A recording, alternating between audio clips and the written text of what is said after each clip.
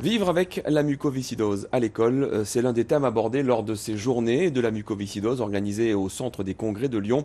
Et pour la petite Justine, âgée de 6 ans et demi, c'est hélas le quotidien. Elisabeth Philly et Aude Henry l'ont suivie dans son école de Chagnon dans la Loire.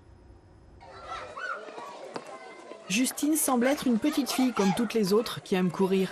Mais ce jour-là, elle a besoin de s'arrêter et de souffler. Elle est atteinte de la mucoviscidose. Cette maladie génétique touche principalement les voies respiratoires et le système digestif, ce qui ne l'empêche pas d'aller à l'école. Ses capacités d'apprentissage ne sont nullement altérées.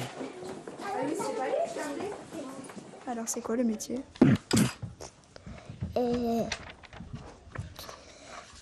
Tu travailles avec les élèves. Je suis quoi? Maîtresse. Qu'est-ce que tu aimes dans l'école? Qu'on fait de l'anglais. Et quand on fait des maths. Grâce au PAI, projet d'accueil individualisé, les enseignants organisent le suivi scolaire quand l'état de santé de l'élève se détériore. Quand elle est hospitalisée ou qu'elle est un petit peu fatiguée, elle reste à la maison. Donc on lui fait passer quand même son travail parce qu'il faut qu'elle le rattrape mine de rien.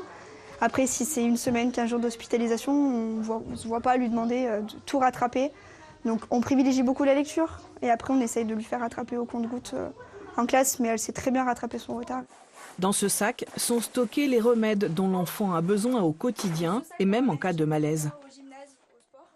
Donc on a ce médicament qu'on lui donne à chaque fois qu'on fait un goûter d'anniversaire, chaque fois qu'elle prend un gâteau, parce qu'elle a besoin de ça avant de manger. Ou la ventoline, dont on ne s'est jamais servi en cas de crise ou quoi que ce soit. Et après, si vraiment elle a du mal à respirer, elle fait son masque d'inhalation. À la maison, la surveillance de l'état de santé de Justine continue. L'enfant connaît très bien le nombre de gélules et les doses d'antibiotiques à prendre. Parfait, 18. La vie semble banale, mais cette maladie reste incurable. On a un peu de mal à se projeter, en fait. À se projeter sur ce que tu feras plus tard ou... Vétérinaire-pompier. Vétérinaire-pompier, oui.